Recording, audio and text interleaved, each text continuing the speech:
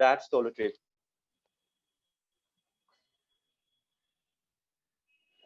If we take birth alone and leave the earth alone, my fellow Toastmasters, why are we so scared to travel the many places that earth has to offer alone while we are still here? The youngest child of my parents, I was always protected from every possible thing.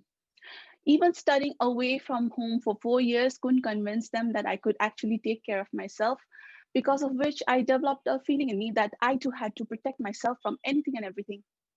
It had already been 2 years since I was back from Thailand after completing my studies, and I was working full time, 6 days a week, and missing my carefree lifestyle as a student. Being trapped in my office and my bedroom throughout the day, I was feeling the pressure of responsibilities getting to me. I was continuously questioning myself, do I really want this?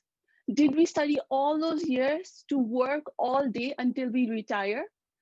I immediately talked to my two best friends in Thailand, and they encouraged me to come back for a vacation, to pause, to reflect, and live a little. And when I left Nepal, I had 3 tickets in my hand for 3 different locations, one for Thailand, Singapore, and lastly to Cambodia. After failing to convince my friends to travel with me to Cambodia, I started to convince myself that it was just 3 days of sightseeing of a place that I always wanted to see. What life altering thing could possibly happen? I could take care of myself for 3 days, couldn't I? The more I thought, the more intimidating it felt. And I just decided to book a hotel which offered pickup from the airport and decided to go with the flow. After reaching Cambodia, um, um, it felt like any other city that I had visited before. And my pickup from the hotel, Mr. Sofian, a late man in his late 50s, was waiting for me to pick me up from the airport in his rickshaw.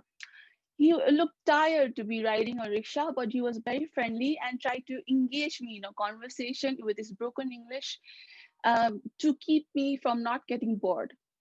Little did he know that all my senses were heightened up because I was alone in a new city and with a stranger who said that he would take me back to the hotel. I did reach the hotel and checked my comfort level with the staff and the hotel. Nothing felt deceiving or frightening, so I decided to book the rest of the sightseeing activities with the hotel itself. I knew where I wanted to go, so my schedule was booked for the 2 days. Now I wanted to explore the city, and Sofian dropped me off to the city center and also informed me what time he would be back to pick me up for a very minimal charge. After he left, I felt fulfilled, like I had managed to take care of myself so far, and also booked my schedule without any hassle. As the evening set in, I went to the only happening place in Siam Reap called the Pub Street, where I had dinner and hopped to some pubs. And like the scared I was, I didn't talk to anyone there and came back to the hotel, convincing myself that I had to wake up early tomorrow. When I reached the room, I double checked my lock on the doors and the windows, and went to bed feeling the most alive that I had been in a while. Despite all of my precautions, I hoped that nobody would come and rob me off while I was sleeping. The next day, the alarm buzzed off, and I woke up and realized again that I was in Siam Reap. I hadn't been robbed off so far, so that boosted my confidence in the hotel. So, watching the sunrise behind me was one of the top things to do in Siam Reap. So, Sophia and I rushed off to start our exploration in the darkness. I felt like a free bird with my own personal rickshaw, of course. Sofian was very kind and he cared about my safety and hospitality. It must have been so difficult for him to cycle me around all day to the places that I wanted to see. And he also added places that thought I should see. I still didn't find the courage to talk to strangers, so except for asking them to take my photo. But during the evening, I connected with one of the backpackers that I have met in Singapore, and we had the very famous happy pizza together, which left us very, very happy.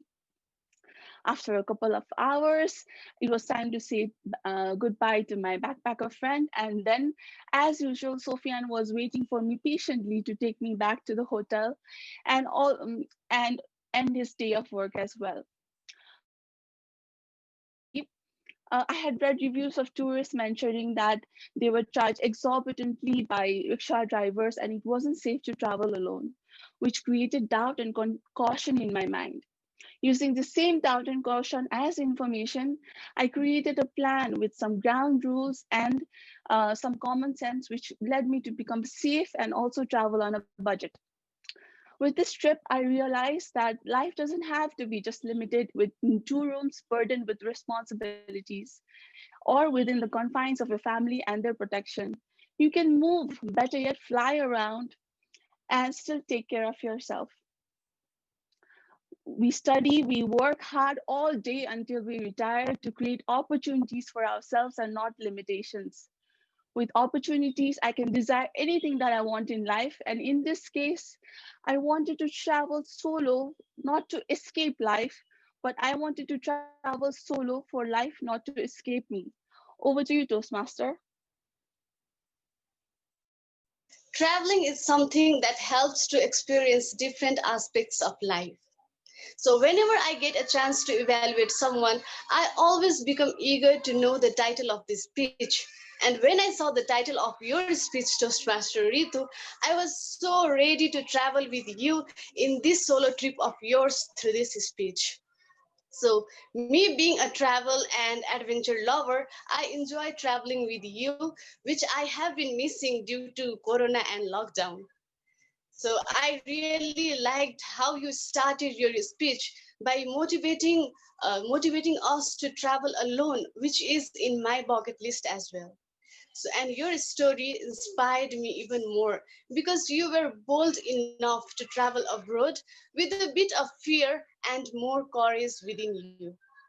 So, talking about your speech presentation, you were very much clear and audible with your language and your vocal, and you had a very decent hand gestures and movements. Also, you seem to be a good storyteller. And as we are here in Toastmaster to learn and grow, I have few suggestions for you so that you can work upon to become more better speaker. So in this speech, you had so much of exciting parts where you could have expressed more with your vocal variation and facial expressions. And also, I felt that a little more of practice would have leveled up your confidence level as well, because it seemed like because it was quite visible in your face that you were trying to remember your speech. And also I felt that your conclusion was all of a sudden. So to sum up, Toastmaster Ritu, if you work on some areas as being more expressive through your vocal variation and facial expressions and a bit more of practice, I can see you being such a wonderful public speaker because you already have a strength in various aspects of public speaking. So thank you so much for the wonderful international trip, Toastmaster Ritu.